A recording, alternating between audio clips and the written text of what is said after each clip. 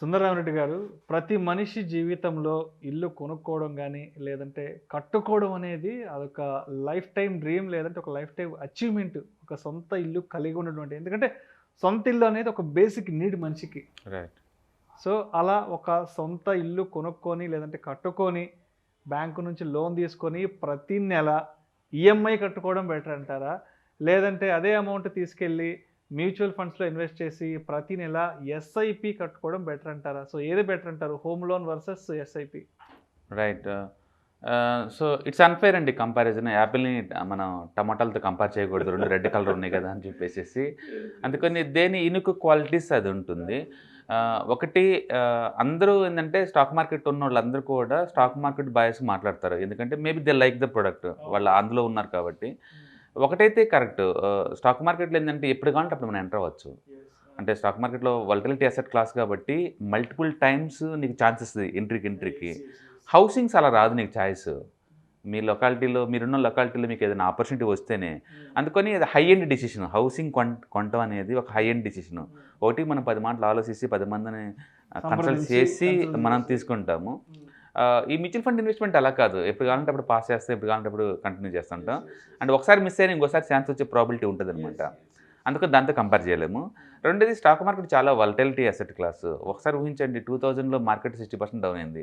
2008లో 60% down అయింది. 2020లో 50% down అయింది. And ఇప్పటికి అప్పుడప్పుడు ఇయర్లీ 50% డౌన్ అవుద్ది. ఇంత వోలటిలిటీ తట్టుకొని మార్కెట్‌లో ఉంటే అది నీకు ఇన్సెంటివ్ వస్తుంది. అందుకని హౌసింగ్ అలా కాదు. పీస్ ఆఫ్ మైండ్‌తో తీసుకునే ఎఫర్ట్ అది. ఇట్స్ ఎమోషనల్ డిసిషన్ అది. రిటర్న్ సంబంధం లేకపోవచ్చు. ఓకే. అందుకని హౌసింగ్‌ని మనం ఈ ఇన్వెస్ట్‌మెంట్‌తో కంపేర్ చేయలేము. కాకపోతే ఒకటి స్టాక్ మార్కెట్‌లో ఉన్న బ్యూటీ ఏంటంటే తక్కువ అమౌంట్‌తో బిగిన్ చేసుకోవచ్చు. మీ దగ్గర ₹1000 ఎస్ఐపి బిగిన్ చేసుకోవచ్చు. 500తో ఎస్ఐపి బిగిన్ చేసుకోవచ్చు. రియల్ ఎస్టేట్ అలా కాదు. ఒక బల్క్ అమౌంట్ కావాలి. ఒక బల్క్ అమౌంట్ కావాలి.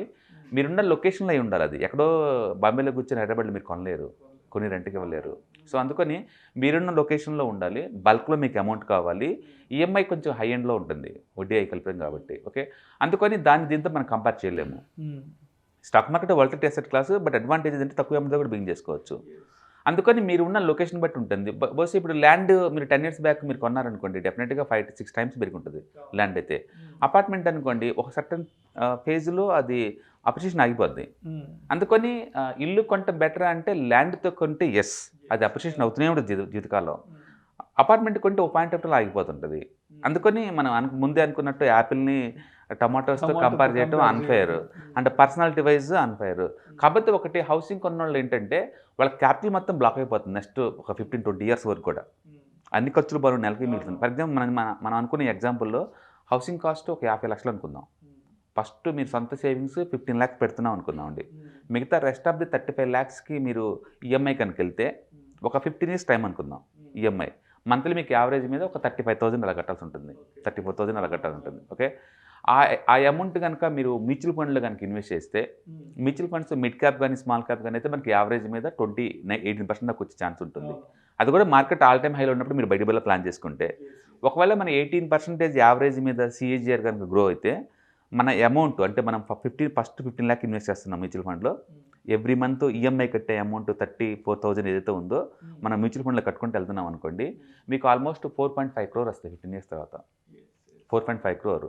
బట్ మీరు గనక ల్యాండ్ ఉన్న హౌస్ గనుక కొంటే అంటే అపార్ట్మెంట్స్ కాకుండా కొంటే మీరు మంచి ఏరియాలో కనుక్కుంటే ఏ ముంబైయో, ఏ హైదరాబాద్‌లో కనుక్కుంటే డెఫినిట్‌గా అది కూడా ఎంతకంత బాగా అప్రిషియేషన్ అవుతుంది. అందులో డౌట్ లేదు.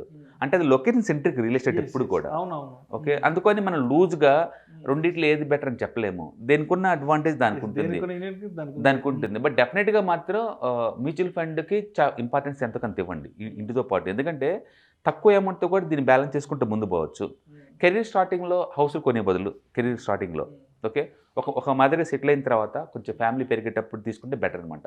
అందుకని బ్యాచిలర్స్‌కి అయితే కనుక I strongly suggest go for mutual fund road.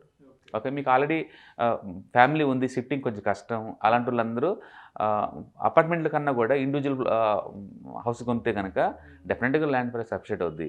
ఏదైనా సరే 2 అప్రిషియేషన్ అసెట్స్ సంపాదించడం గుడ్ థింగ్, ఇన్వెస్ట్ చేయడం అనేది ఇంకా గుడ్ థింగ్, ఏదైనా చేసుకోవచ్చు. బట్ హౌసింగ్ అయితే చాలా మందికి ఏంటంటే ఒక ఎమోషనల్ అటాచ్మెంట్, అది రిటర్న్స్ కంటే ఎక్కువ అది బేసికల్గా. ఓకే, అది రెండోది, అది అమ్మినప్పుడు కూడా లాంగ్ టర్మ్ క్యాపిటల్ గెయిన్స్ చాలా తక్కువ కడతారు దీంతో పోల్చుకుంటే. అది స్టాక్ మార్కెట్లో ఏంటంటే నీకు ఎమోషనల్గా డిస్టర్బెన్స్ అయినప్పుడు ఆపేస్తా ఉంటావు. అందుకని స్టాక్ మార్కెట్లో ఎవరు కూడా 34,000 రూపీస్ పర్ మంత్ని 15 years కంటిన్యూ చేస్తారని అనుకోను. అది అది అంత ఎవరో కొంచెం అంత స్ట్రాంగ్గా డిటర్మిన్ అయిన వాళ్ళు తప్ప. అందుకని రెండింటిని ఉదాహరణగా కంపేర్ చేయలేము. But both are good decision. మీరు ఏదైనా సరే సంపాదిస్తున్నారు, మిగిలిస్తున్నారు, ఇన్వెస్ట్ చేస్తున్నారంటే దట్ ఈస్ గుడ్ డిసిషన్. ఏది తీసుకున్నా ఒకటే. But I go for mutual fund route వెళ్తాను. ఎందుకంటే దాంట్లో ఫ్లెక్సిబిలిటీ ఉంది అండ్ నా డబ్బులు బ్లాక్ అవ్వవు. ఆ డబ్బుని ఎప్పుడు కావాలంటే వేరే బిజినెస్ కానీ ఇంకో దానికి వాడుకోవచ్చు. నేను ఒకసారి హౌస్లోకి ఎంటర్ అయ్యాను అనుకోండి, మధ్యలో ఇంకేం ఉండదు, ఏం మిగలదు. ఇంకా నెక్స్ట్ 15 years నేను బ్లాక్ అవుతాను. అండ్ మిగతా ఏదైనా వేరే లొకేషన్ మూవ్ అవుతున్నా నాకు ఎలాంటి ఉపయోగం ఉండదు. అందుకని I go for second one, mutual ఫండ్కి వెళ్తాను నేనైతే. బట్ అగైన్ అది పర్సనల్ చాయిస్. ఎందుకంటే ముంబై లాంటి సిటీల్లో మీరు అసలు కొనలేరు. ఒకసారి అప్పుడు కాబట్టి ఇంకెప్పుడు అన్నట్టు ఉంటుంది. అది మీరున్న ఏరియా లొకేషన్ అనమాట. ఒకసారి మిస్ అయ్యామనుకోండి ఫ్యూచర్లో కంటే కష్టం. అందుకని ప్రతి పర్సనల్కి అది ఉన్న లొకేషన్ బట్టేసి, వాళ్ళకున్న లైఫ్ స్టైల్ని బట్టేసి, ఫ్యామిలీ డిపెండెన్స్ని బట్టేసి, వాళ్ళకున్న ఇన్కమ్ లెవెల్స్ని బట్టి అది ఉంటుంది. కానీ మీ దగ్గర తక్కువ డబ్బు ఉంది, ఆ తక్కువ డబ్బు ఒక ఈఎంఐకి సరిపోయేలాగా ఉంటే మాత్రం ఇల్లు కొనకపోవడమే బెటర్. ఎందుకంటే మీకు మిగిలేదా ఆ అమౌంట్ అయినప్పుడు ఇది తీసుకెళ్ళి హౌస్ కొనలేరు.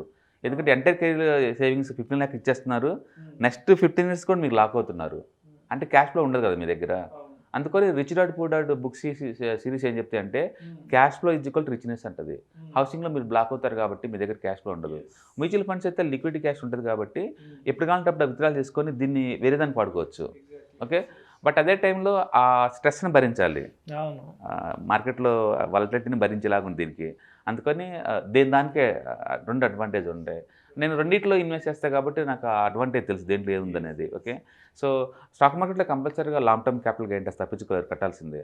రియల్ ఎస్టేట్లో ఏంటంటే మనం రిజిస్ట్రేషన్ అప్పుడు కొన్న వ్యాల్యూకి రిజిస్ట్రేషన్ చేస్తూ ఉంటారు కాబట్టి వాటికి ఎస్కేప్ అవుతారు. ఎంతకంత ఆ ట్యాక్స్ ప్రకారం సేవ్ అవుతుంది. ప్లస్ లోన్ అమౌంట్ క్యాపిటల్ మీద ఇన్కమ్ ట్యాక్స్ ఫైల్ చేసుకోవచ్చు. అంటే అది అగైన్ మీరు ఏ స్టేజ్లో ఉన్నారనేది. అంటే ఇన్కమ్ ట్యాక్స్ 30% బాస్కెట్లో ఉంటారనుకోండి, ఇల్లు బాగానే ఉండొచ్చు. ఓకే, అందుకని పర్సనల్ ఇన్కమ్ మీద డిపెండెంట్, లైఫ్ సైకిల్ మీద అండ్ మీకు ఏ టైపు పర్సనాలిటీ మీద అన్న దాని మీద డిపెండ్ అవుతుంది ఎందులో ఇన్వెస్ట్ చేయడం అనేది. But my choice goes to the mutual fund start. Thank you sir, thank you so much Sundara Reddy గారు. ఇల్లు కొనుక్కొని ప్రతి నెల ఈఎంఐ కట్టుకోవడం బెటరా, లేదంటే మ్యూచువల్ ఫండ్స్లో ఎస్ఐపి ద్వారా ఇన్వెస్ట్ చేయడం బెటర్ అనే అంశం గురించి మీ విశ్లేషణ ద్వారా ప్రేక్షకులకు చాలా చక్కగా వివరించారు. Thank you so much sir. Thank you sir.